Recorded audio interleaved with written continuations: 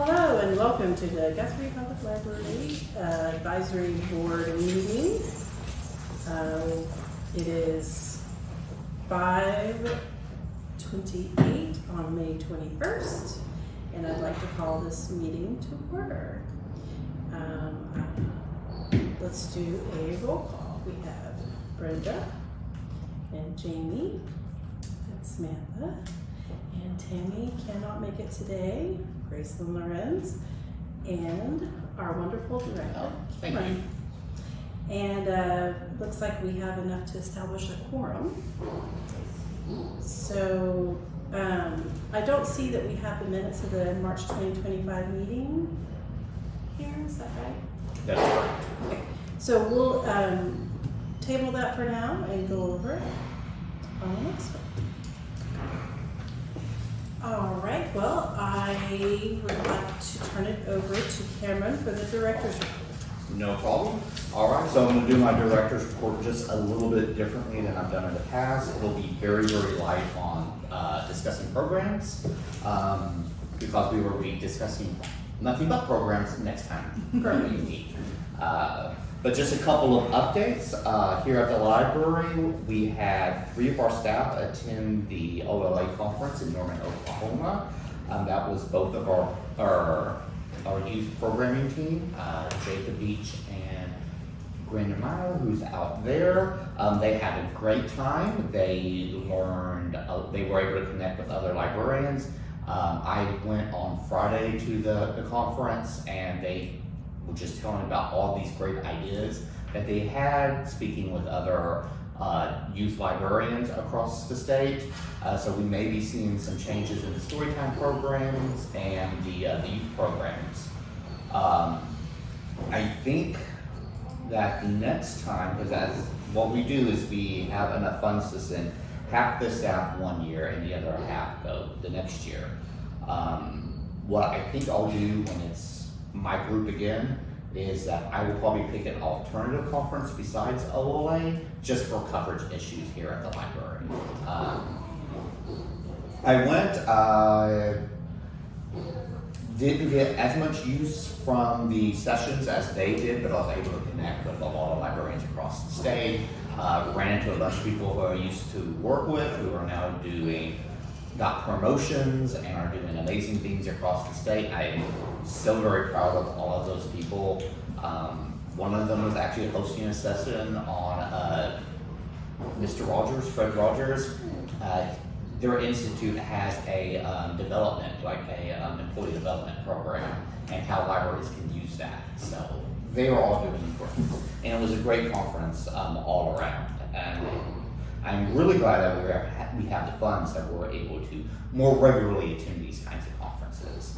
I believe I mentioned last time, but next year 2 of our staff people are going to go out of state for the National Association of Rural and Small Library Conference, which I've been to the one when they did it in Chattanooga, Tennessee, and it is hands down my favorite conference that I've been to, especially for a library of this size and for municipal libraries. Everything is very, very topical. Usually when you go to these sessions, there's a whole lot of, we've got 20 grand and this is what we spend it on. Which if I had 20, I was sweating about losing 5 grand the other day.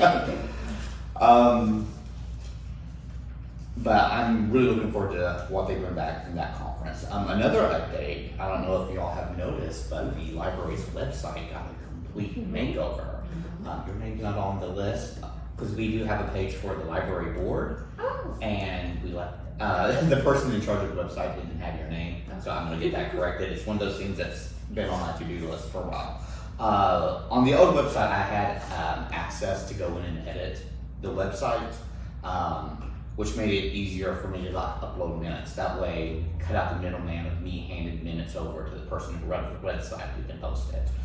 So I'm going to see if I can get an administrative password to the new website, but it's a lot cleaner, it's really nice. I really like that you can look at a calendar of all of our events like right there on the home page.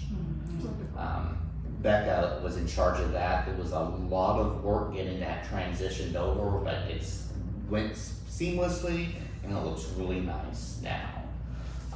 From the city, since the last time we met, the city had a float in the 89ers parade.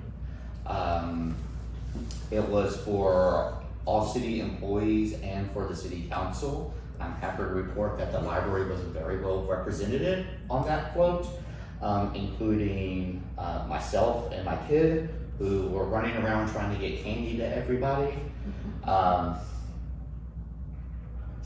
And since we got to wear library shirts, it was good promotion for the library. Unfortunately, it was kind of rainy, so a lot of us had jackets, rain jackets over those shirts, but you know. Maybe next year it'll be a little sunnier. Also, if you haven't been paying attention to the news, we do have a new administration in the city. That's a brand new mayor. Adam Rock is now the mayor. Also, we have a new representative from Ward 1, Maneka Gibbs, and there's an open seat that they are trying to fill. So this will be my first session with this new administration. We'll go right into budget season, as we're going to talk about pretty extensively soon, but I have high hopes. I've met with the new council people and the new mayor. I think it'll be really good for the city and really good for the library. All right, so a couple updates from the Friends of the Library. Next week at Wednesday, 9:30, the Guthrie Public Library and the Friends of the Library will be hosting chamber coffee right over there. We would be ecstatic if anybody from the board could make it and attend. What was that date again? It is 28th. It's a Wednesday. So it'll start at 9:30, but if you want to volunteer and help us make waffles for everyone, you can be here at 8:30 to help set up and stuff like that. We always do this right before our summer reading kickoff. And representative from the Kiwanis Club will be here to present a $1,000 check for the summer reading program. That is fantastic. Okay, Thank you to the one. I just checked my calendar. I will be happy to be here at 8:30. At 8:30, awesome. Oh, yay. I'm looking forward to it. That's one of the coffees that I make sure to come to every year.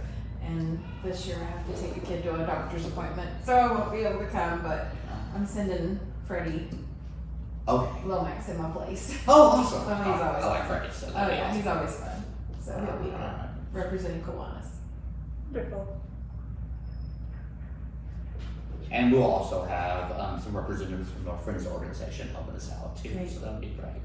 I actually attended the most recent Friends of the Library meeting, and one of their board members has been looking into how to facilitate purchasing more hotspots for the library. There is a program where we could get hotspots from it's a different network than the one we're on now, and of course now that I have to remember which network it is, I think it's T-Mobile. But we have tentative plans that the Friends of the Library would purchase them and do the pay for the service on them, and we would be able to add them to our collection, which would almost double the amount of hotspots that we have available for people to check out. There were some issues that Candy and I are working out because half the hotspots will be on one network, half the hotspots will be on the other, and we don't want people to sign up for a hotspot and then get a different one that they had last time and it not work. But we've got some ideas. We're probably going to catalog them as two separate entries and have two separate wait lists. A wait list for one network and a wait list for the other. Yeah. And we may just need to update the hotspot agreement form, and that way we can, one, just remind people, because people tend to forget some of their obligations that come with renting a hotspot from us. Also, we'll be able to get the preferred network so we can make sure that they get the one that they want. All right, I said I wasn't going to talk about programming, but there are a couple that I need to mention. Jacob did a St. Patty's Day murder mystery right here in the library. It was really cute. Served all green food. If you're a chef, apparently none of the food worked with the other food, but they were all green, so it was great for the kids. We had what is probably my favorite day at the library in March. It does kick off my busy season, but I absolutely love the Easter egg hunt that we do here at the library. This year we hit over 750 eggs in the library. I wish I could tell you how many of the exact number of eggs that were found. I'm guessing it's around 750, but you know, we may be finding eggs in the summer. But if you find an egg, you get to keep it, and whatever melted candy's inside is yours. You do not have to return it to us. That is so generous. I know. One cool thing that they did is there was a tween pancake breakfast. They do it on Saturday mornings sometimes, where we set up TV, which we got on TV, and the librarian will make pancakes for the kids while they watch cartoons. But they had that one for the tweens, and then they had our teen librarian and our children's librarian doing a pancake competition with each other. So we invited both groups twice as many pancakes. And from what I understand, good times were had by all. I don't know if there was a clear winner on who made the best pancakes. I think everyone was too full to think about it, which is great. Also, the teens had a Monte Carlo casino night here in the library. It was so much fun. It was a smaller group of people that showed up for them than that usually show up for the teen programs, but the ones that did it had a blast. Usually the teen programs, they come, they do their thing, and they just kind of dissipate on their own. This is one of the few ones where we had to like, guys, it's time to go. Yeah. Oh, So that's good. that was really awesome. Our Lights Camera Guthrie movie was Rain Man, which I'm gonna be honest with you, I did not know that was shot in Guthrie. Yeah. And then I saw the scene, and it's like, oh yeah, I'm at that crosswalk all the time. Oh, and if you didn't know where the crosswalk is, it is, and you get oriented. It's like right there. Yeah. And the dentist scene. Right? Yes, it's right across the street upstairs. Yeah. Upstairs, yeah. Mhm. How about the let's talk about it? Has that Okay, so that's my next thing. I was doing all happy news, but now I'm going to have to end on a kind of sad note. Okay. All right, so we have been doing the Let's Talk About It book club here for years. It is a program that is sponsored through grant money through the Oklahoma Humanities Council. Honestly, it's a very small grant. We mainly use it to bring snacks in for the people who participate in the book club. We have a very solid group of people who go to that book club year in and year out every time. This year has been particularly good. All the books are food related. We've had a lot of engagement with it. One of the great things about this program is that it connects us with experts in the field. So we can bring in like a college professor to talk about either the history of the country that the book takes place in, or other really interesting stuff like that. And I've been getting consistent feedback that our presenters this year are some of the best we've ever had. Unfortunately, there is no longer such a thing as the Oklahoma Humanities Council.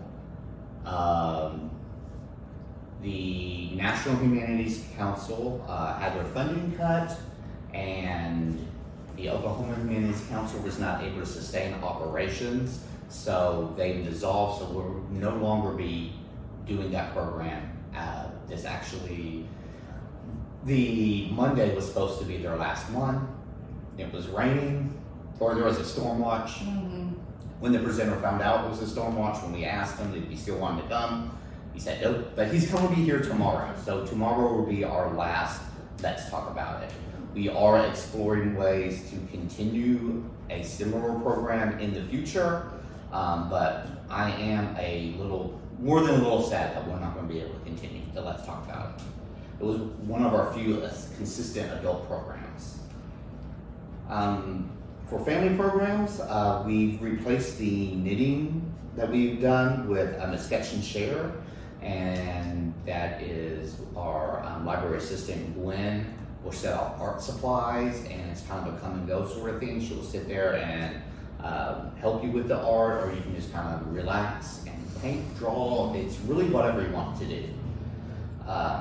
Also, we were scheduled to have Free to Live, their no-kill animal shelter, was going to do another adoption event here. We had one last year. It was very successful.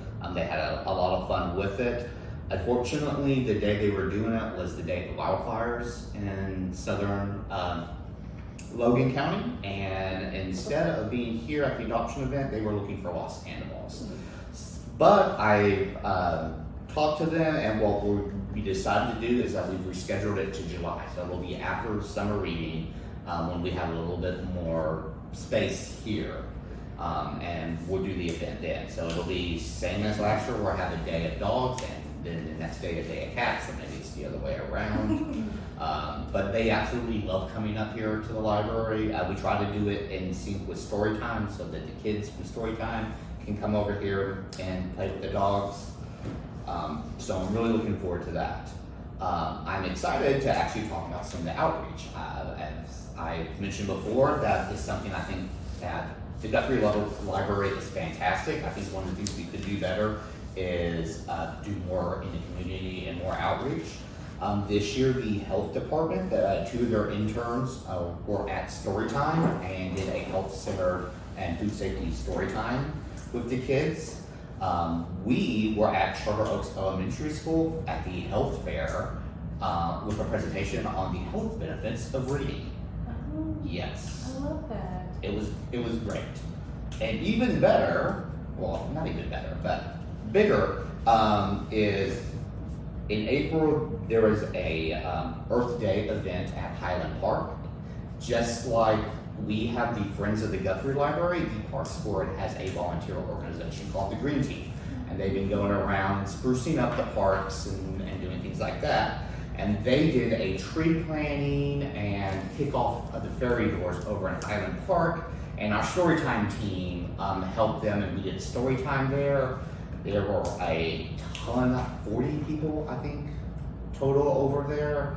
We planted some trees, read some stories. We're actually really looking forward to collaborating with them in the future. And now I'm going to get to talk about, You didn't mention the Crown's Tea. because the Crown's Tea hasn't happened yet. It is happening Saturday. Okay, it's still happening. It is still happening. It is going to be this Saturday, and it'll be after we close. I remember that. But Crown's Tea will be happening here. You're supposed to bring your own teacup this year. 2, yeah.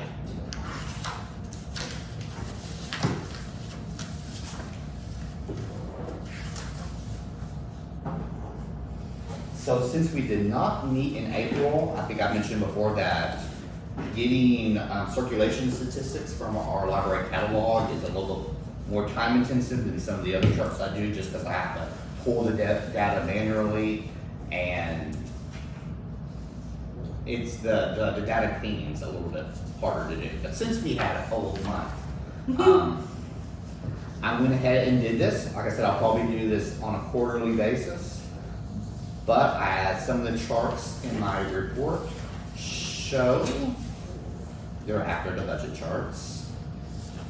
Some interesting statistics that we have on our collection. The thing that I'm most proud of is that the turnover rate is basically, on average, how many times a book is checked out in a year. Every single item in our collection checks out at least once a year. One, especially for areas like adult nonfiction. Most people, when they check out adult nonfiction, it's only a couple times a year because they really need information on a particular topic. It was our lowest annual turnover rate with 1.03, but having worked in libraries for 10 years, anything above a 1 for that kind of collection is great. Surprisingly, our highest turnover collection is the teen nonfiction.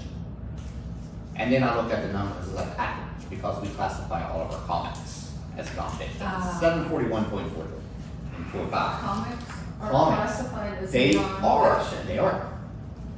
So there is it's not standardized around libraries across the world. And a lot of libraries do different things, and some of them will move from one to the other, but that is where the art books are. So they are shelved as, or classified as apartments. Ah. And for one, that makes it a lot easier because we have, what I've noticed, and this has been a pretty common occurrence, is people who want to read graphic novels, they only want to read graphic novels. So if you have them in a file with the fiction, it's going to be very hard for them to find. They have to go through the entire fiction collection to see if they can find exactly what they're looking for. Putting them in the nonfiction in one section makes it easy. They're all right there, and they're done by author, which that's really important to people. The other way you could do it is you could catalog it as fiction, but you'd have to add another subject field in there for the nonfiction and separate it out. Interesting. Is it in its own section? I think that's what I noticed. It's separated in the center. It's in a really good. So that's the teen. That's what we're talking about, So right? we have, yes, the teen nonfiction is on the road part. That's actually something that I bought with state funds last year. Because it used to be over with the adult, but we separated it all out. Now it's with all the other teen stuff. It's in the rolling display, which we actually have extra shelves for that. Or I did not install all the shelves that came with it. So if we ever expand that section, I can just put in a new shelf That's cool. for that. And we can move it around if we I do need it. like And it it is, too. it's eye-catching when you walk in and you Yes. see it all right there. It Yeah. gets a lot of traffic. Yeah. The adult nonfiction is right in the middle of the fiction, but it is on the far end. Sure. Yeah, and then we also have a easy nonfiction section that has a very, very small graphic novel section. Nowhere on jellyfish. That's where to find those books. Okay, good to know. Thank you. Yeah. Some other things I've noticed with the turnover rate is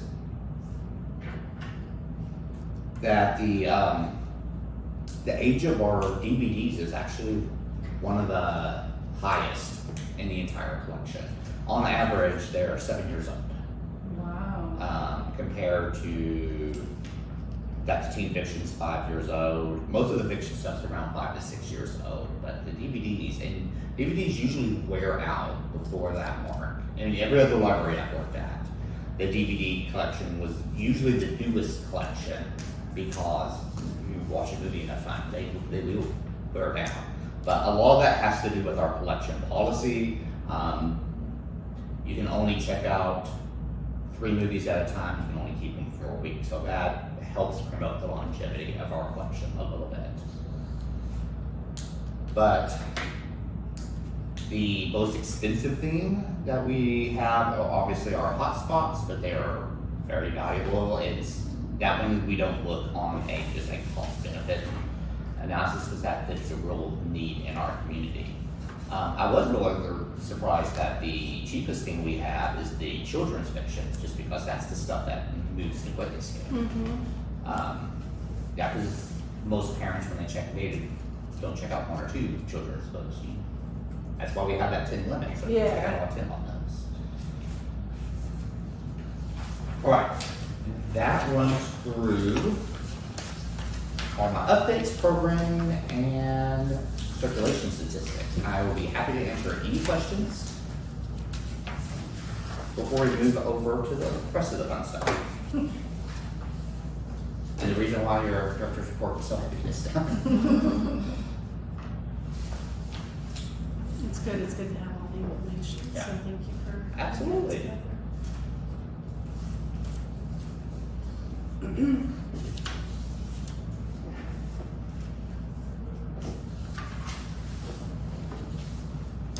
Do you have quite a bit of audio?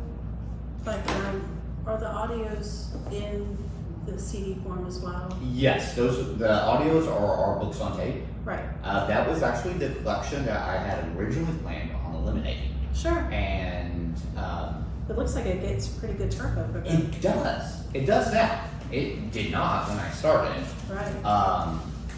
But what I did is human nature is to react to sudden changes. So my idea was that I was going to move the CDs. They used to be at the very end of the nonfiction, over in the corner by the study carrels. So what I did is I moved them over to one of the alcoves, And I did remove a ton of them, but I kept enough to fill that alcove. And my idea is that alcove collection was just going to get smaller and smaller until no one noticed that it had something else there. It'd be gone. Because when I started here, it was not only was it the lowest circulating part of the collection, it was by far the lowest circulation. But by moving it and highlighting it and having better displays over there, and we've noticed that people are started checking it out. People have started coming to us with recommendation of other books on CD to have. So it looks like that's going to be permanently there. I really believe that in every library there is a right number of things for your community. Sure. And I think we've gotten the right number of CDs for the community, at least for now. One of the reasons I was thinking about getting rid of that collection is that most of our audiobooks are downloadable. Sure. And that's the way most people do them. But I stand corrected, there is still a need for those kinds of material, and I'm happy to provide them. And yeah, we've actually started dedicating more of our budget to refreshing that collection and getting better items over there. Great. Nice. What So about anything that says audio is physical That's the physical, yeah. audio? The e-audio is a completely separate category, yeah. what about the adult nonfiction? I see that's probably the lowest turnover, and then And that also is pretty old. extremely typical in libraries. One of the main reasons is nonfiction books are expensive. Sure. They're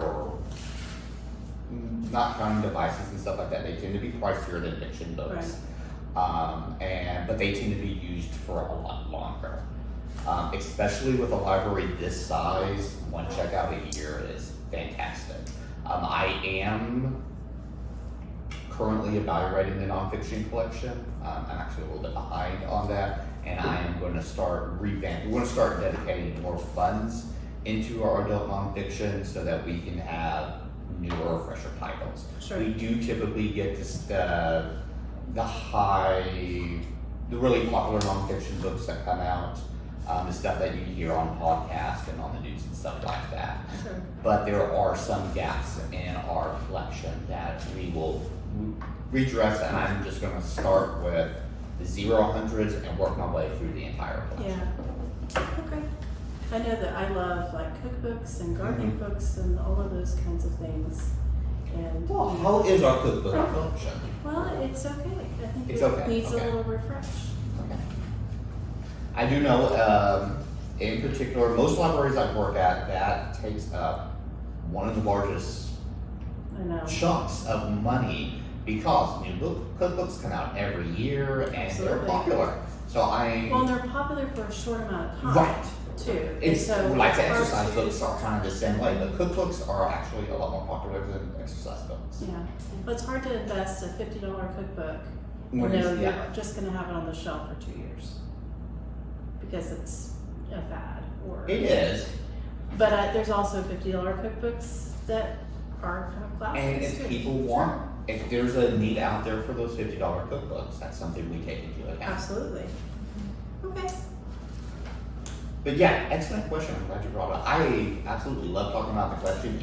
Any questions you have, I am very, very happy to go through. I always go to the gardening section and the cookbook section and I just kind of peruse and Yeah. so Yeah.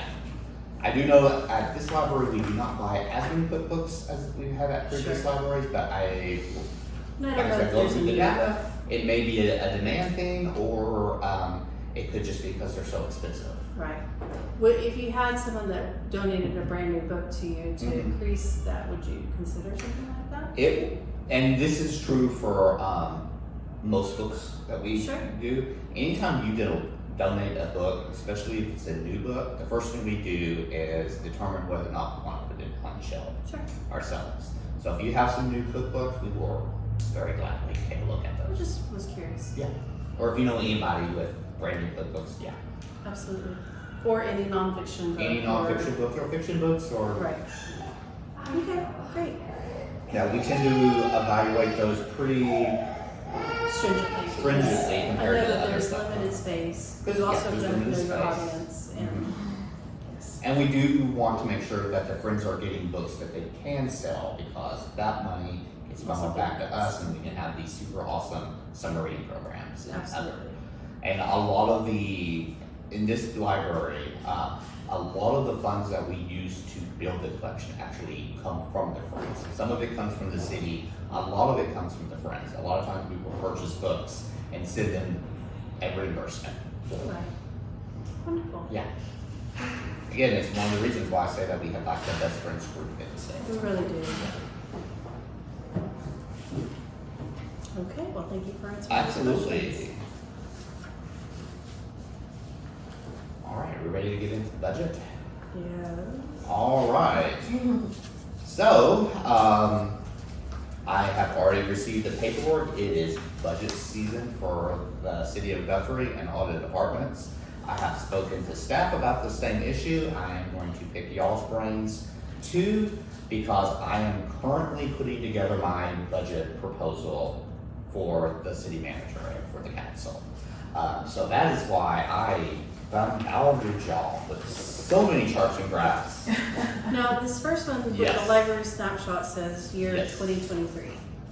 Yes. Okay, just Yeah, want to make sure. so just so you know, most of the statistics in the report you have were the statistics that I gave almost exactly a year ago Sure. to the Oklahoma Department of Libraries. Okay. So it's 2 years old because it's Got the information I sent in last year was covered the previous year. All right. And I always put that library snapshot just so that we Have a reference. have a good reference point. Got it. So I will go ahead and start going through this information. If I get too dull, just nod off or let me know, and I'll speed it up and get to the point. Okay.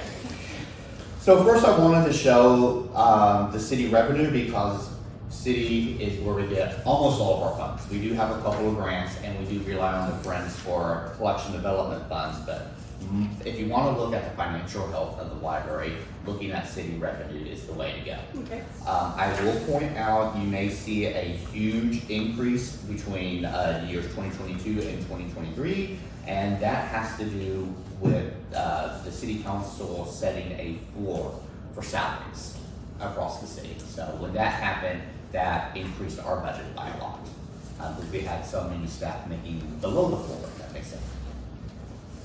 And you're on Guthrie Public Library revenue city income. Correct, yes. All right, so just to give you a summary of what we're looking at, that first graph is a general allocation of where our budget goes to. Over 80% of it goes to staff here at the library. So that we have great programs, and we have someone here to check out your books. We spend about 12.5% on the actual material here in the library. That covers both, the physical and electronic. And 12%, or like 10 to 15% is about the going rate for most libraries. Any additional expenses that we have, and that includes like programming and things of that nature, is 4%.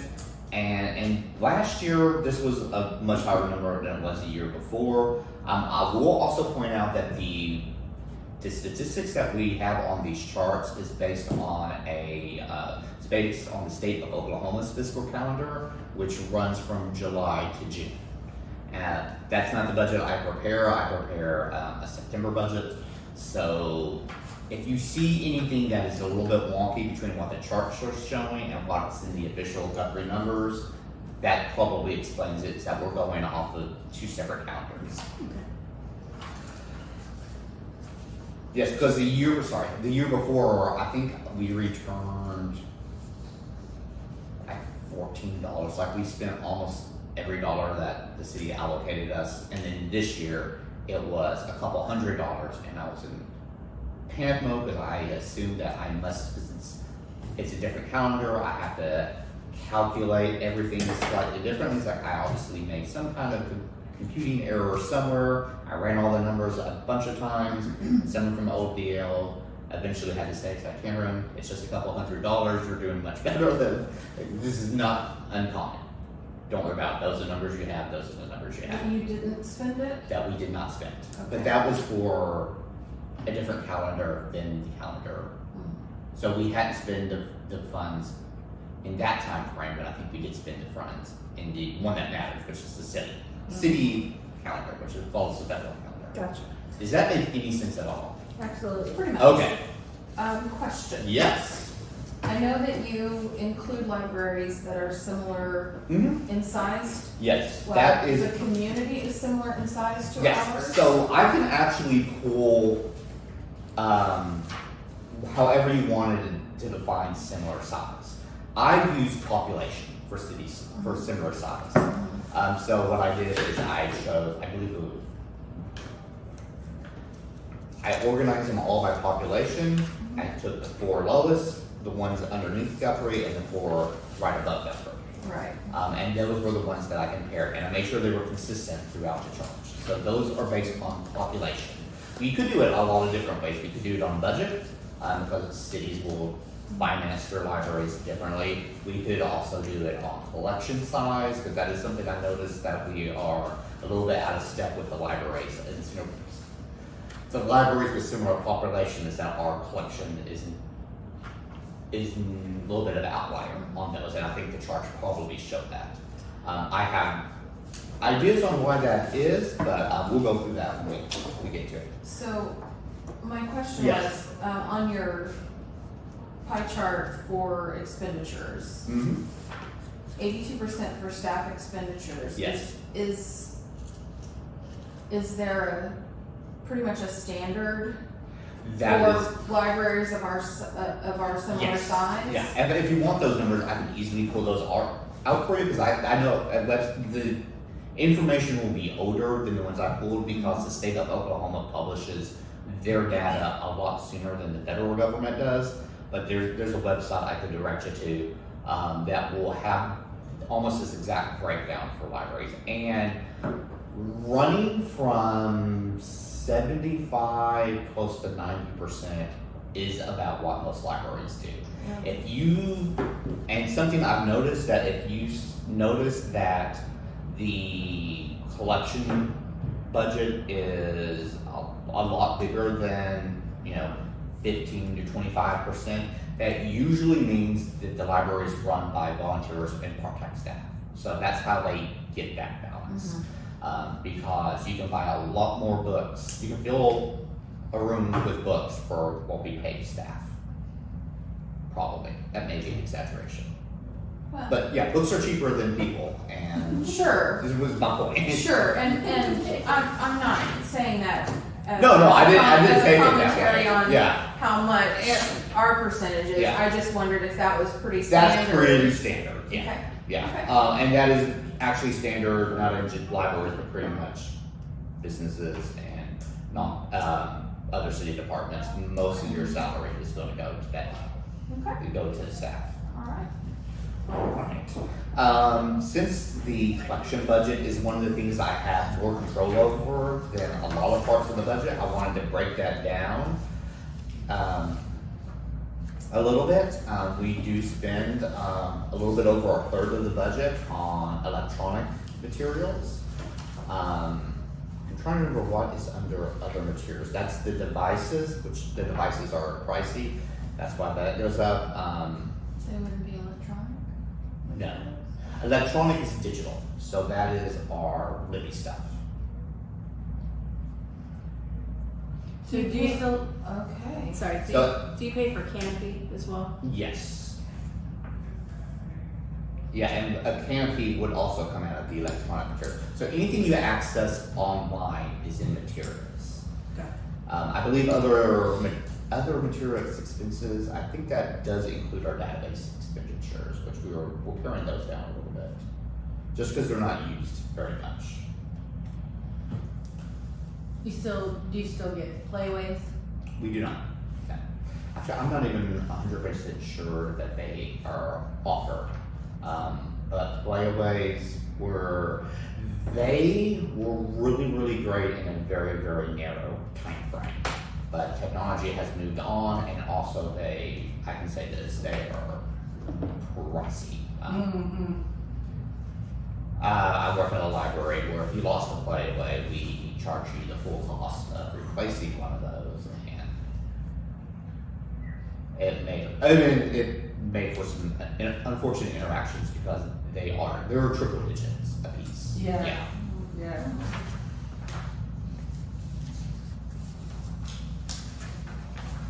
And I also included a more detailed pie chart of all the stuff that we do, just so you can see the breakdown. This is more for your curiosity more than anything else. If you wanted to see a finer breakdown of how we spend stuff. So building and utilities and everything is just 5% of the budget?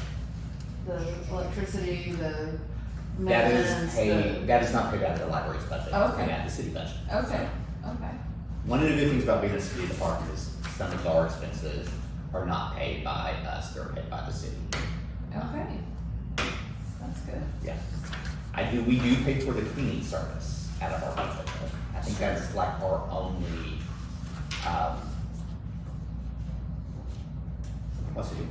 upkeep, fixed cost thing that we pay. The other operating expenses is mostly like programming and stuff like that. Programming, paper supplies and stuff like that if we need to go out and buy stuff like we're at a dime rolls. I need to pick some up today, but I didn't. But that would have been under other expenses. Dime rolls. So for change, Yeah, as okay. opposed to the quarter rolls, I did pick up those weeks ago, but I've noticed that we've been getting a lot of dimes recently, so there's probably more than $5 a dime in the cash register right now. But yeah, it's little Your fees are incidental dimes, stuff right? like that, huh? Your fees are 10 cents, so. It that would make makes sense, yes. All right, I included a little chart on our total expenditures just to show that they go in line with the revenues or whatever. The line moves in the curve moves pretty much the same. After that, we have total book expenditures. This combines both the adult and juvenile sections. This used to be a very, very large part of our budget in years past. As you can see, in recent years, we've spent a lot less on books and material, and I think there are two explanations for this. One explanation is that as we have moved from a book depository where the main function of the library, one of the main function of the library was to facilitate the borrowing of books, our interests are a little bit more scattered now. We do a lot more than just check out books to people, and the budget reflects that. I also think that some of these book expenditures, we're still spending the money, but it's not counting as book expenditures. How I gathered these stats is I pulled up the budget, I looked at every book purchase and added them up. Some of these numbers may have come from donations, and we may have included ebooks into that because the agency we report to, they change their criteria all the time. It wouldn't surprise me in years past that ebooks were counted both times. Gotcha. I was just shocked at the 17 and 18 numbers there. Yes. That are double and triple. Oh yeah, yeah. For just those 2 years in a row. And It yeah, makes you wonder why there was such a large amount of expenditure for those 2 years, like what happened? what was special about Yeah. 17 and 18? I mean, it looks like almost They're almost the same half amount. of yeah, exactly, almost the same amount, but it looks like perhaps half of the library was taken out and we had to restock half the library, you know what I mean? I happen to know that was not the fact. Yeah, because sure, cause you had a bunch of old stuff that we you would've got had a rid bunch of, of- so it's just curious that it's so high for just those 2 years. And I'll be honest with you, because I do play around with the numbers sometimes. I've seen that in other libraries too, where they'll have 1 or 2 years where they're just huge spikes. Do you think it's because they included ebooks in the numbers? I think that may have to do something with that. I could see where the numbers either could have got counted twice, or maybe they didn't think to pull those numbers and separate them out because a book was a book. So they just want to know how much you are spending on books. Sure. I don't think you should waste your time on it. Yeah. It's not that important. No. It was just a curiosity. It is, yeah. And I see things like this pretty often when I'm going through the statistics. Because I look at these statistics for this library and other libraries. Something happened in 2020, and all the libraries in the state's budgets contracted, especially with their collection. And sometimes we've been able to move back up to those numbers, and sometimes as a library community we haven't. Yeah, because I noticed like in 2020 there was 48,000 versus 2024, which is 10,000. Right, and some of that could be from city revenues falling during COVID, so that may have been some belt tightening over there. So we see the same thing in the AD expenditures. I've always thought that around 2016 is when we started building up the DVD collection. That would also track with some of the numbers I see from the stuff that we're reading. So we probably went from having a very small collection to filling that out, and now I don't know where we would put. If we had spent this amount of money on DVDs, I would have nowhere to put them. So that explains a lot of the leveling off on the AD. So that is going to be mostly like movies and books on tape and stuff like that. And 17, 18, they focused on books. 18, 19, they focused on AV. I was thinking And that's 19, not- 20 might be our next one. The next one is cereals, and I've talked to y'all when we made this decision. The amount of money we were spending on cereals comparing how much they were checked out was just not worth it. And I have a lot of sympathy for people in the magazine publishing business. This is something we've been seeing for years, where the expenses are just getting ridiculous. So they're having to raise their prices, or there have been a lot of well-known magazines that are no longer offering print editions because they can't afford to print them out like they used to. So we've made the decision to remove all the magazines from the library. Does this 322 reflect like a newspaper? So what the serial collection represents now is our newspaper collection, because we still get newspapers. I still think it's important that we have those newspapers here. And also we do have a single subscription to the New York Times to help with our collection development. Candy reads those for the book reviews and for the New York Times bestsellers list, and that has been really helpful in making decisions. An idea I have been talking about with staff is we have gotten a little bit of pushback about the fact that we do not have magazines. A lot of them come from people who are new to the community, and when you walk into a library, a lot of them expect to see magazines. I do think that something that every library needs is some browsable material. Some people might think that our spinner racks fill that need. That's not what I'm talking about by browsable material. Sometimes you come to the library not necessarily to check anything out. You don't even need to get on the computer, but you just need to take a break and you need to look at something for a little bit. Funny enough, there was a library I worked at when I first started my career where Garfield books were that big. Why the Garfield books? I wish I had an explanation for you, but it's something that we noticed, that we would find Garfield books on the tables all over the library, and you would walk around and you would see just people hanging out, sitting in their chairs, reading Garfield, waiting for their computer session. That's what they were doing. They came, it was a very high need for computer access, and we had twice as many people who wanted to use computers as we actually had computers. So a lot of times you would have to wait for your computer time appointment, and you don't leave, because if you are not here when your appointment is, they will kick you off. So people would read Garfield. We had so many newspapers. We had like a wall of newspapers from all over the place. But Garfield books is what people wanted. Well, So that you can get magazines on Libby. you can. Yes. So I mean that's how if I want to browse something, that's what I do.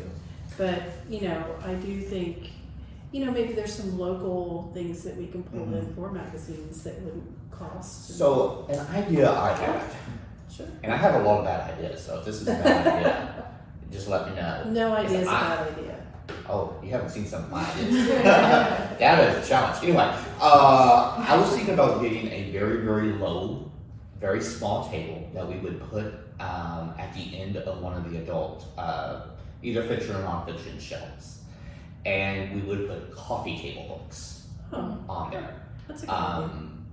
I worked at a library where we did this every summer. We would pull the coffee table books out and just put them on the tables for people, but they would make their way back to the shelves because they were technically misshelved. They're not supposed to be on tables, they're supposed to be on the shelves. I was actually thinking about that just being a permanent place for those kinds of books. Mm-hmm. And that way you wouldn't have a magazine, but you would have, and what I mean by coffee table books, if you're not familiar, these tend to be books that are more pictures than words, and they're just great books to kind of pick up, thumb through, look through. Very little investment. You can easily put them back down. Mm-hmm. In my mind, they fill a lot of the same roles that magazines fill. Sure. It's what you look at while your kids are meeting their epic teacher, or your friend is doing whatever he needs to do on the computer. You can sit at one of them, or if you just want, if you're in between errands and you just want to sit and relax and just kind of mellow out, you can read one of these coffee books instead of the magazine. That's a great idea because it actually exposes artists. It exposes. There's great Oklahoma. And we have a good variety of coffee Yeah, books. I've noticed that as well. All right, so next couple charts is us compared to other libraries. And something that you may notice is that, especially on the book expenditures, we tend to be on the lower end. Now, Ada is a pretty large library. I may, in the future, remove those from the stats, just because the way Oklahoma towns are. I think there's a pretty wide gulf between Ada and the next biggest library. And there's a couple of reasons for that. Part of the reason why is because we do have great donations here at the library, so we're able to add the collection without having to spend the money for it. Also, these could be libraries that just put a larger emphasis on the print collection as we do here. Like I said, like Ada is still spending $5,000 on magazines. We're spending a couple hundred for magazines that people can't get. Well, no, the newspapers are accessible by everybody. But the next couple charts, all the way up to total print expenses, show that for a library our size, we do not invest in physical materials near to the extent that other libraries do. If this is something that we want to change, I would probably have to go look at the libraries to see how they're laid out, because I do know, this was years before I got here, that we dedicated a lot more square footage in a library to the collection itself. And I have heard some people saying, oh, wasn't it so nice 10 years ago when we had twice as many shelves for books than we have now? Looking at the circulation statistics, I don't know if, I'm not convinced that increasing the number of books in the library would be a good utility for a community. Like I said, there's a sweet spot for items in the library. I think we hit that with the books on tape. That's why they're circulating a lot more, even though it's a much larger, much smaller collection. As far as the print material goes, I think we're getting close to that sweet spot too. If we added more books, I don't know if it would benefit the community, because I think most of them would just sit there not being checked out. And a book that sits on the shelf not checked out is a waste of money. At least that's the way it was. Feel free to disagree with me. I have met plenty of librarians that do disagree with me on that. I always think of, what's that movie? The Page Turner or whatever, where the books are sitting on their shelves and they're just begging for someone Yes. Yeah. to check them out. No, I agree with you. I think that if it's sitting on the shelf and not getting used, we could delegate that money to something else. Yeah. We do a lot better with our electronic expenditures. It's something we found out that there's just a high need for in this community. We have tons of people who the only time we see or hear from them is when their library card's about to expire and they can't log on to Libby. And honestly, that's great. That means that you are using the library, and it is important enough for you to call the library to make sure that your library card is current. I am not picky on what kind of books or what you do in the library, as long as you're using us as a resource. That makes me happy. So electronic includes Libby Yes. audiobooks. Mhm. Okay. Besides Libby and Canopy, What is Canopy? I don't know what it is. Movies. it's online movies Yes. and. I have a flyer if you want one. And it I've actually, heard of it. what I like about it too is, as a teacher, it has people reading books on it too through Mhm. Scholastic. Oh, neat. So instead of, popping on YouTube, you can turn on Canopy and have someone read a book while And you, are you using the children's portal for Canopy? the children's one? Portal, like Portal, put it yes. in. Okay. Okay. Yes, I just say because you can save your tickets by doing that. yes. Okay. You have a limited amount as an adult to check out on Canopy, but on children's, it's unlimited, so. Oh. Okay. Yes, so let me look at the camera really good here. If you haven't checked out Canopy, it is a great resource. There are tons of movies on there. Everything from new releases. They have a very, very extensive documentary, foreign, and niche movie collection. I'll be honest with you, I mainly use it to look up old horror movies because that's what I love watching. And I watched Chopping Mall the other day on it, and I was so happy because I couldn't find it. But it's like, I wonder if it's on Canopy, which as a librarian, I should have in the first place. But it was, and they had lots of good recommendations for what to watch afterwards. When we first got Canopy, what you can do is you can either buy individual movies, you can buy it in sets, or you can just buy their entire collection. We had some feedback earlier that I really wanted to use it, but I couldn't find the movie I was looking for. And it would be different if it was all within a particular genre or a particular set. But it was a wide variety of stuff. So last year, we bought the entire catalog. So that is one of the reasons why our electronic budget went so much, is because we decided anything that's on Canopy is available to the folks in Logan County. Is that perpetual, or do you We is it yearly? It's a yearly thing, so Oh, okay. if we decide we've spent too much money on it, we could pare it back down. Mm-hmm. But since we did buy the entire, and if you look through, sometimes there are include one of the things I report is the downloadable videos that are available through the library. Ours jumped huge last year, and that is the reason why. It's because we decided to offer the full catalog of Canopy. So that's another thing we've been trying to do, is trying to get out the word that you can rent movies or download movies from the library through Canopy, and it's got lots of cool stuff on there. Okay. So then the next graph is the AV expenditure. Yes. So would you explain what qualifies as AV? AV is going to be movies and books on CD. So as you can see, a lot of libraries do not put a lot of emphasis on those for various reasons. I've talked to other librarians before. There is still the notion that movies are not something that the library should focus on, because they consider themselves a promoter of literacy, and watching movies does not align with their goals of promoting literacy.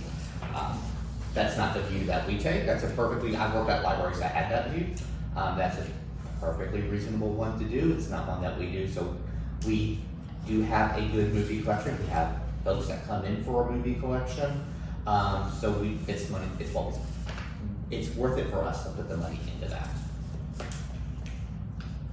And I forget that not as many folks do movies like we do. Yeah. Now, some of these could be relying on donations and stuff like that too.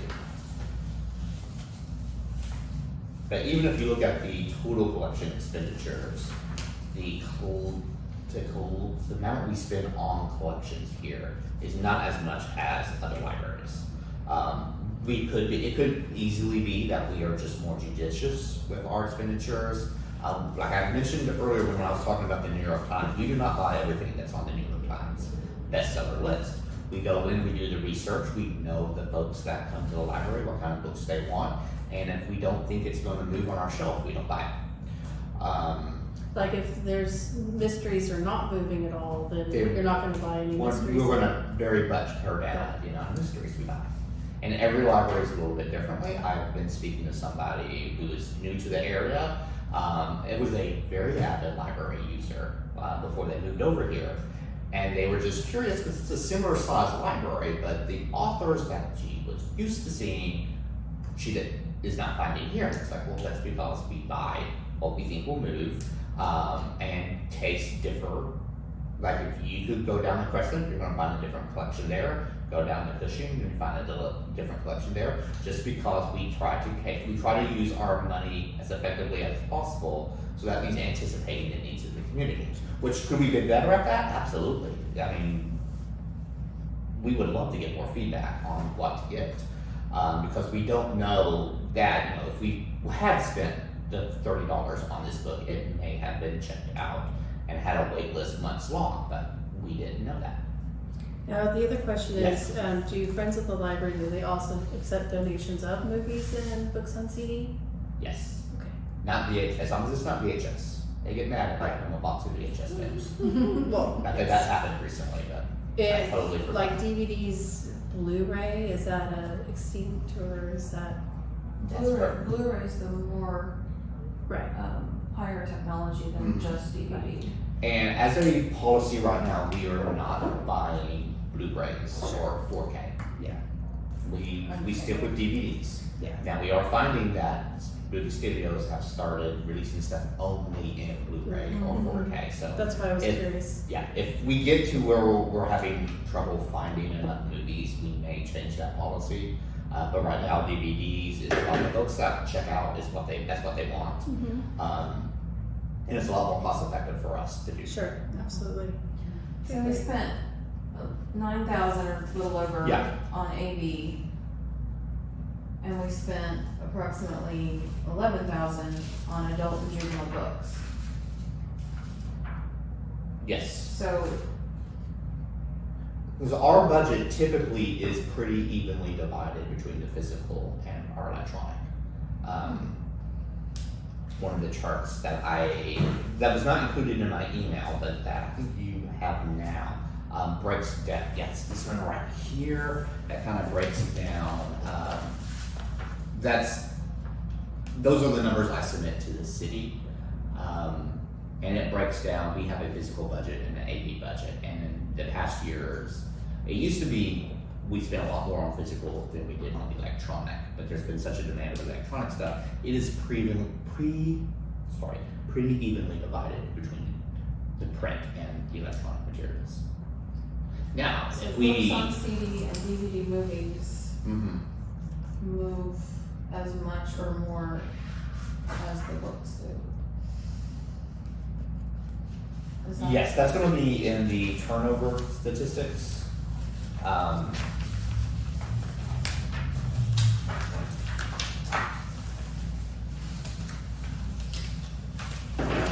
don't have too many charts. Yes.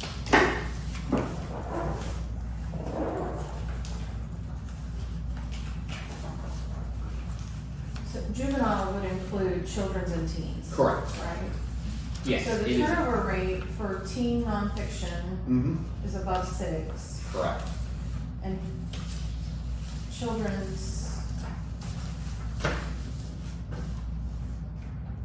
all of those put together.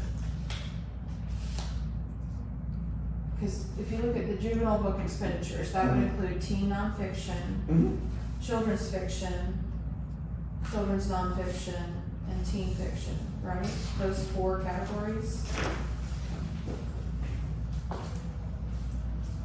Yeah, so your juvenile is going to be anything, children's, CNF, teen fiction. Yeah, these 4. Mhm. 1, 2, 3, 4, right? Yes. are on the Juvenile. juvenile book expenditures. So, just so I'm trying to wrap my head around this, the audio turnover rate is a little above 1. Yes, The teen nonfiction is above 6. it is. But we spend almost as much on the audio as we do books. But that's audio and DVDs. Right there. The AV. Oh, the both. DVD Yes, includes sorry. that Yeah. also. Yeah. So Yeah. 3, and you can't, I mean, you can't really combine that. Right. 3 plus, it doesn't work that way. I understand, but. Okay. Yeah, so the teen nonfiction is very fortunate that it is very high circulating, it's very popular, it's prominently featured when you walk into the library. It's also not that expensive to get those books. They tend to be cheaper, on the cheaper side. And it So, doesn't yeah. quite, it's not quite driving in my head too, that the average age of the DVDs and the audio is so high, but yet the amount of money we spend is so much as well. Does that make sense? Yeah. I mean, it seems to me like if these are 10 years old, or average of 10 Mhm. years old, it seems to me like we keep those around a long time. We tend to, we are, that is one of the weeding focuses is get those old movies out. A big reason why there's that disconnect is just the individual price of those items. Okay, that makes sense. Yeah. So we can get a lot of high traffic stuff for relatively cheap for the teen nonfiction On the books. on the books. Right. So we don't have to dedicate as big of a budget for that. Yeah, because you figure a book might, a teen nonfiction book might cost, So- I'm thinking Barnes and Less, Noble. less than $10. $10, Right. $8, something. But a book on CD costs 40. Easily, Yeah. easily for it. See, okay, talking that out, that totally Yep, you're makes good. sense. That totally makes sense. And DVDs are expensive. Yeah, $20 a pop. Yeah. You know, Well, for the marketing and stuff. Yeah. If you're lucky. Okay, that totally makes sense. Okay. Talking about, the different costs too.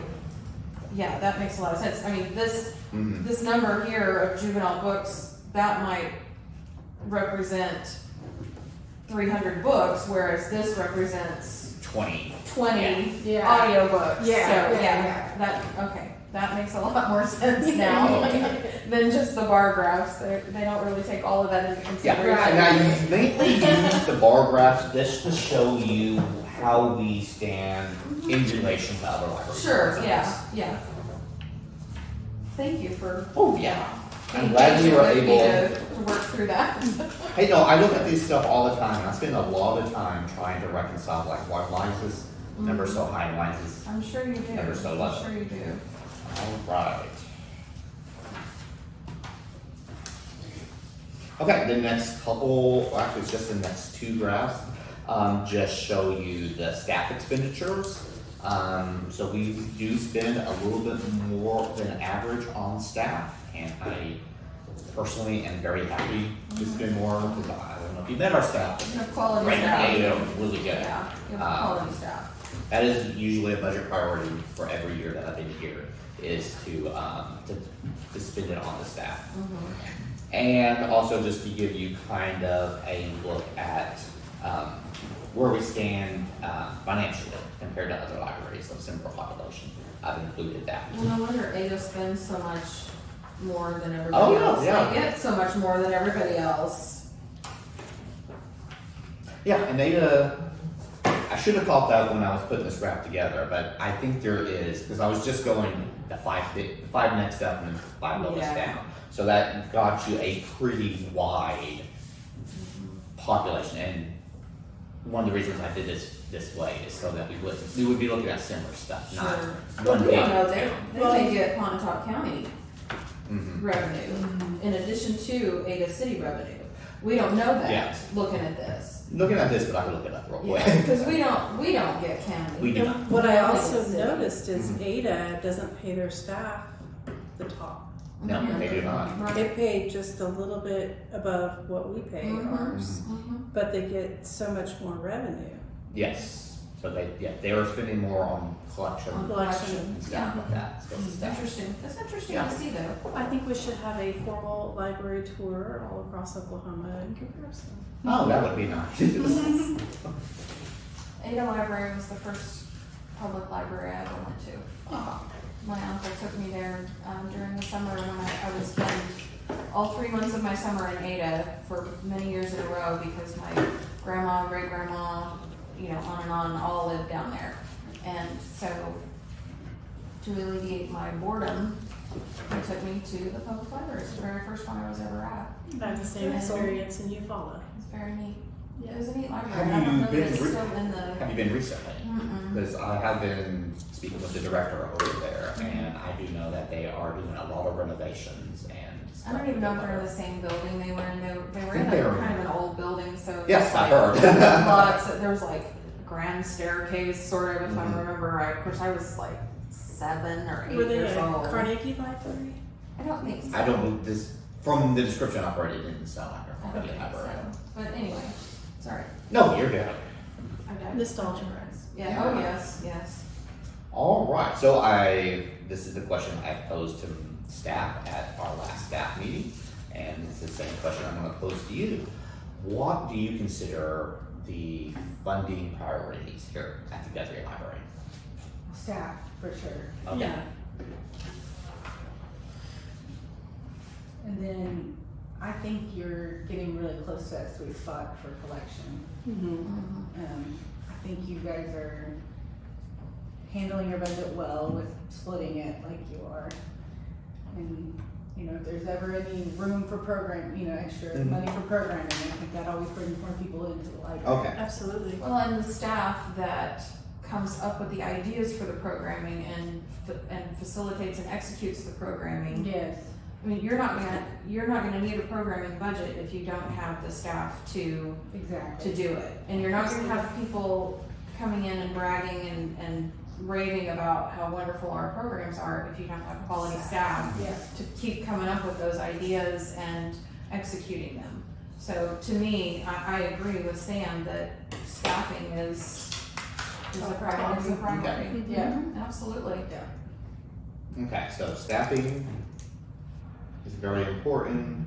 Collection, I'm kind of gathering that we're happy where we are there. What about programming? I think you could always, if you can find the money, Okay. I think you could always,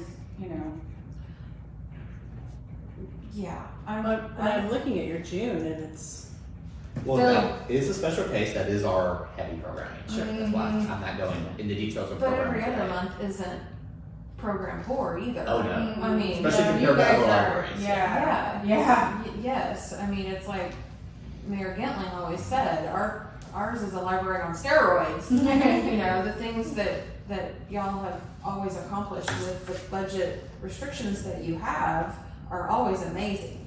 You know, your staff has always found ways to partner with other organizations and bring in cool things, like when they had the exotic animals Oh, here, that was such a neat thing. And I mean, who would have thought that would happen at the library? But you know, it made sense and it was really cool and a lot of people participated and you know, Yeah. but I don't know if that cost anything or if they were just here It to, does. you know, but it's a Well- really neat thing and it's a really great way to Yeah. get people to come to the library that may not have been. Fortunately, that's one of the programs that our friends fund. Mhm. So That's awesome. that's why we have such great. Brenda, I don't mean to single you out, but do you have any input on what we should be spending our money on? For me, it's really interesting to see because it's what you take, all together and the way you divide it up. It's very planned. I don't have any ideas on how No, to do you're it good. better because it seems like you're doing really good with what you have and dividing it into all of the areas it needs to go. So I don't have any. Okay.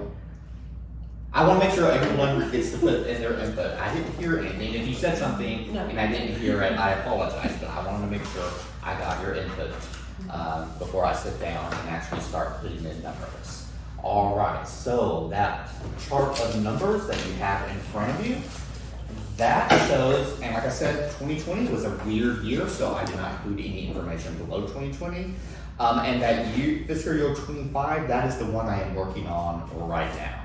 So what I did to get the numbers there, so don't trust the numbers on 2025 is kind of the gist. You want to like zone out for the rest of my explanation. I don't like it. But for the personal services, all I did to arrive at the 2025 numbers is I increased it by the same amount that it was increased between 23 and 24. Honestly, from what I understand, the expenses are even higher than that. But this, I thought, was a pretty good way for y'all to kind of conceptualize the numbers. And then for the material and supplies, which is where most of my discretionary funds are, I have it just kind of set the same as last year.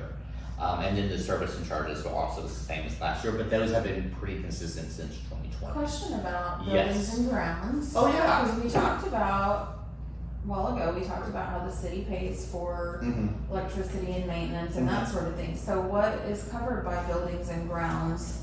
All right. That you didn't have to pay in 2021 and 22, but you started paying in 23. Okay, so I couldn't give you a solid answer on why the charge appeared in the 2023 budget.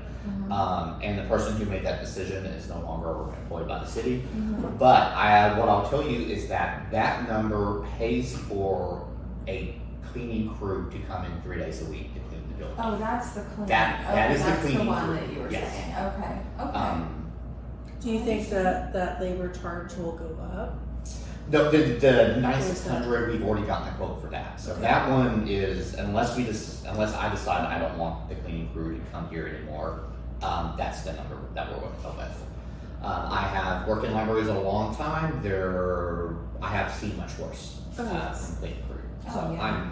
I'm okay with that number. I've noticed it does feel a lot cleaner Oh, good. Yeah. from when we started coming. Yeah, and I think we're maybe the airport, but I think we're the only, if not the only, one of the few library or the city departments that has an outside person come in and clean the building.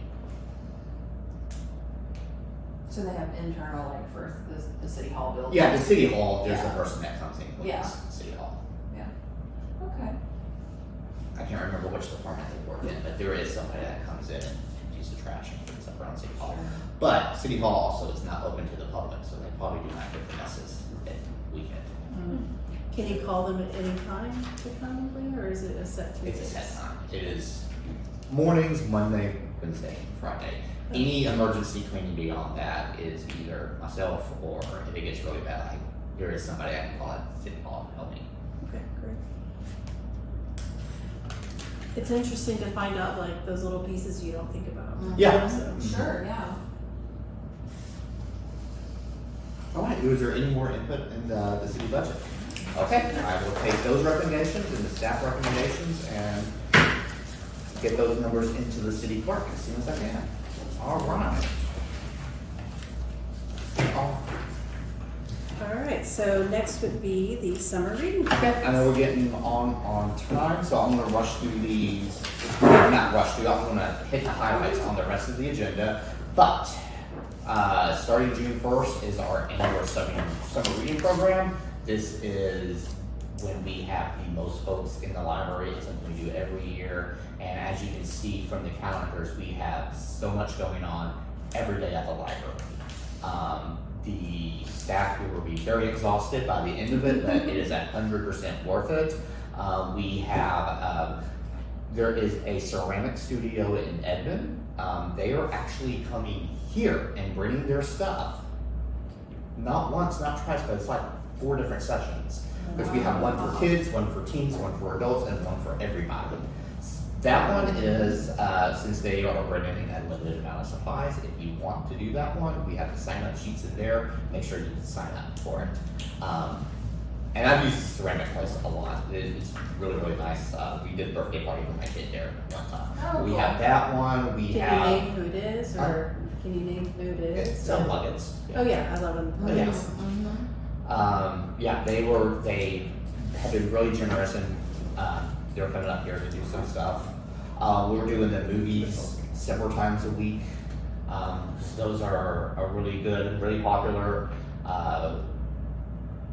The insect adventure is still happening. The zoo is still, the exotic animals is still happening.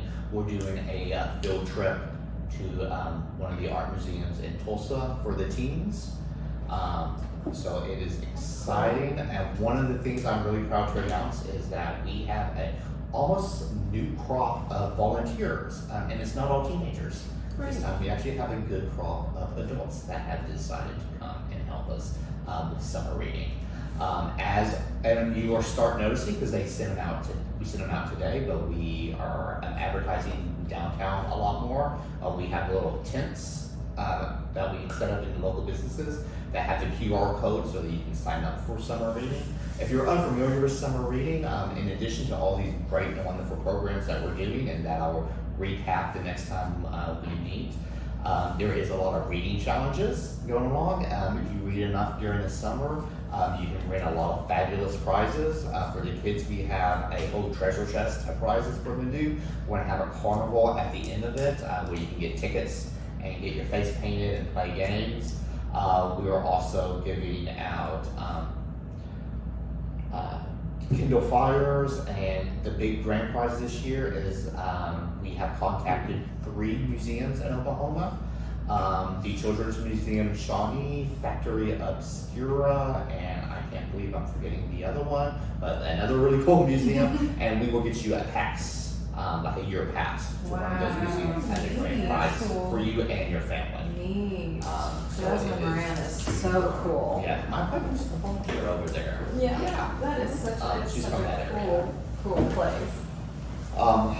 Can I move on to the next one? Because I'm actually pretty excited and I have updates for the summer feeding program.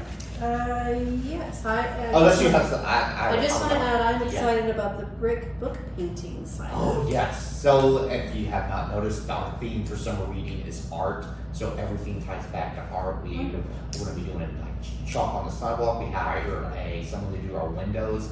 Looks fantastic over there. So we'll do, I'm so sorry I forgot this. We were actually doing a exhibition of local artists in the lobby, and we have talked to folks at City Hall, and we're going to hang some of the artwork created here in the library in our programs over there. So Awesome. Neat. That's neat.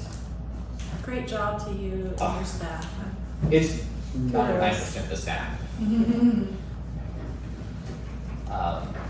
But it's also important to know that like the person in charge is also listening And supporting. that too. So thank you. All right. So next we will go over the summer feed program. So I found out that last year was the first time we did summer feeding here at the library. That is a program. Our sponsor is the Food Bank of Greater Oklahoma. If you or you know someone who has anybody under 18 years or younger, you can be 18-year-old and have your 19th birthday in 2 days, and you can still participate in this program. But basically, we take your guardian's name, we take your name, and you can walk out of here with a box of 10 meals, with enough food for 10 meals. That's 5 breakfasts and 5 lunches. We did it twice a week for half days last year. We did have some issues with getting the meals on time. Sometimes we would have 20 meals to hand out, sometimes we'd have 100, just because they was very inconsistent in the deliveries, but we did not return any. We actually extended the program further than what I applied for. And I found out that we were one of the first libraries in the state to participate in that. Awesome. Yeah. I assumed that there were other libraries that were doing it and they decided to add us, but no. It was actually the U.S. Department of Agriculture changed some rules, and since we are a designated rural area, we were allowed to participate in this program. Okay. So we were a test bed for some of the other libraries that are participating this year for the first time. That's awesome. But it is going to look a little bit differently. Gwen and I actually had the training for the program this morning. The big change is that we are only allowed to do it for a total of 4 hours through the week. Last year we We did it right after story time, and we didn't see any reason to not do it for the rest of the day. So it was from story time to close on Wednesday, and we also did Friday from like noon to close. This year we're limited to 4 hours, so we have chosen Thursdays from 4:30 to 7:30. And during that, and it's all computerized now, so this time when we take your name, you won't be filling out a slip of paper. We'll actually be entering it into a computer. Every Thursday. Every Thursday, I have ordered 75 boxes a week, which is what we did last year. And that's starting when? That starts the first Thursday in June, because we are getting the boxes. I just talked to the transportation company a couple hours ago, and they will be delivering next week. They said that because of Memorial Day, it's more likely going to be around Thursday that the delivery gets here. Now, I know there were issues before in storage. So what we're going to do this year, because we stored everything behind that wall over there, and that is the big limiting factor. Is we have to store it above. We can't store it on the floor. So that was it, and we can't use this room because this is where we do the programs, and we can't monitor it all the time. So we don't want boxes to grow feet and walk away. So what we're doing is we are primarily going to, next week I am going to empty out my office. That globe and chairs and stuff like that, I'm gonna have to find a new home for the meantime. But we are setting up tables in my office, and we are going to keep the boxes there. And if that doesn't hold enough room, we'll keep some over here. One of the great things about that, since it's right behind the desk, we will be able to, instead of sending someone across the lobby into here down that narrow hallway, we can hand them off. We can hand them the food right then and there. I'm hoping that we will still be able to carry the meals out the folks' car, but if we're giving out 75 meals in 4 hours, we may just be, here's your boxes. But, Do you yeah, have to give them back after the 4 hours if you don't give all of them out? No, we keep them for the next week, Okay. So you get 75 per week. per week. But if you yes. don't give them out, next week you may have 80 to give out. And that's what happened last year. Yeah, okay. There were a couple of times where we got the delivery like the day after we were supposed to give out, so we had twice as many to give out. The next time we did it, we But were I believe hoping. you're really good about posting on social We media. did. We found out that if we posted it on social media, people came and took the boxes. We had flowers. We started sending out for our story time. So we're hoping for a good response this year. Yeah, so last year you had story time and then handed out the boxes. This year it looks like Thursdays, I mean, you'll have like Lego Club or, so do you think that will help, like, people be able to still receive them? Like, So the reason we chose those time is that we wanted to get the folks that were picking them up after work. Absolutely. And Thursdays were a lot less program intensive than Tuesdays. So you have more staffing to be able to hand out the boxes. Correct. Got it.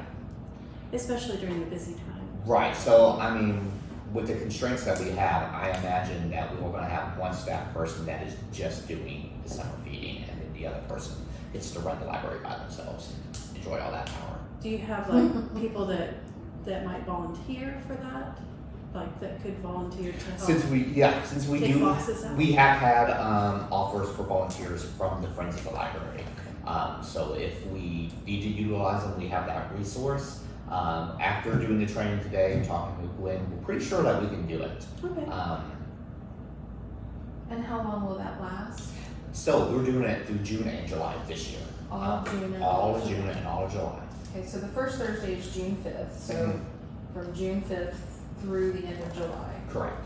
To the last Thursday in July, because we are not allowed to hand them out before school starts, or like the cutoff is when school starts. So if we're doing a week's worth of food, then we're not allowed to give it before a week before school starts. Okay. And school Right. starts August, I forget the date, like the third week of August. Yeah. So if So you we're- have leftovers, that first week of August would be, The We last could possible- extend it into the first week of August, but that is only because that is stipulation from the food bank, that is when they shut their program down. Gotcha. So if we Okay. have to, we can extend it by one more week. But I like the idea of doing it 2 months, it's easy to remember. Sure. Because I say last year we extended it just because we had extra boxes and they didn't want to come and pick them up and we didn't want them to take them away, so rather than be out in the community. So we were able to extend it for I think it was just 1 week, we were able to get rid of the boxes. Yeah. It really is such an important program. Yeah. So, Yeah, the approval came late this year, and I was really worried, especially after the Communities Council vote. It's like, I really hope they are not having funding issues like some of the other programs. But we're on board, we're ready to do this. good deal. All right, well, then the next item on the agenda is the Guthrie Library Strategic Plan update. Okay. All right. So, and Sam knows that I'm not lying about this one. I contacted Avery, that is the student from OSU that is completing the ALA grant. They were actually able to give me an estimated date of completion. They plan on being completed probably mid-June, maybe late June. Oh, great. And they're actually excited about doing a presentation or sharing the results of their research. Is it something they'll do in person or over Zoom? So I told them to finish their project and we'll discuss what's the best way to do it. Yeah. And whether or not, because y'all are very interested in the results, and the Friends of the Library who are actually paying for it are also very interested in the results. So if they do it over Zoom or in person, what we'll probably do is probably try to work out a joint meeting. Or Maybe a have special representatives from one go to the other's meeting so Right. that we can do that. Okay. But So like a special session where we have everyone kind of gathered together that can we can either do a special session or you can show up to their meeting or they can show up. Like Bob did a couple weeks ago when we came to our meeting. Okay. Again, I thought that, because I don't know what the data is going to look like when they add Sure. it, so it may be that we just get a slideshow or they may want to present in person. So Okay, it's great. good there. I don't have a whole lot of input on the community or a big update on community input. I've been trying to play around with that form that y'all got during our last meeting, and I am almost thinking that I may just email them a prompt that includes that beginning portion and just let them, whoever gets the email, talk about what they want to talk about. That makes it a little bit harder for me to clean the data and to get the information from it, but I kind of did the same thing with the round one data. I don't think it'll be that onerous on me. I think I would rather have to put in a little bit more work analyzing and cleaning the data than if I gave them a form that is not going to prompt to give us relevant information. Okay, great. But I will send that email out, and y'all just let me know if that makes sense, and if you think that would be something that people would take the time to actually fill out. Absolutely. So basically, more work on your part, but more likely to get results. Exactly, and I would much rather get results. I agree. The amount of extra work is, in the grand scheme of things, it's not going to be that much. Okay. So, I feel like these two subjects are two different things. The ALA grant was, So the reason, sorry, the ALA grant was in exploration of a library, what's it called, system library, right? And then the community input was for the strategic plan. but we're using the data from the grant to inform the plan. That's why I put those together. Okay, Yeah. all Because right. part of me was thinking, like, if they're going to be finished in June, maybe I'll look at the data and that might make me. Okay. I might want to reword that, but I don't know, I'm of two minds on that one. I haven't really made a decision whether I want to wait for them to finish the grant and then pick up with the strategic plan, or just go ahead and get the data and just get a whole bunch of data and clean it and make it, Figure out what goes figure out what what's going on. Okay. But Alright. once we get the input from that, that will be shared with this group and we'll do a lot of planning then. But after that, that's when we get to the phase where most of it will, with this part of the strategic planning process, y'all will be wrapping up and then staff will be taking over the next part. Of course, when we finish it, we're all present together, but it's very intensive for y'all on this stage and then it gets more intensive for staff at the next stage. But we're getting to that tipping point where it'll be a lot less hands-on for y'all, but Candy and I will be working a lot behind the scenes on it. So if the data that is gathered by the OSU student regarding a library as a system, am I saying that right? That doesn't sound right. Is that right? I get what you're saying.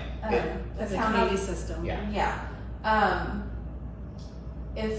If their data shows a preponderance of positive towards that, is that gonna affect your strategic plan? It could.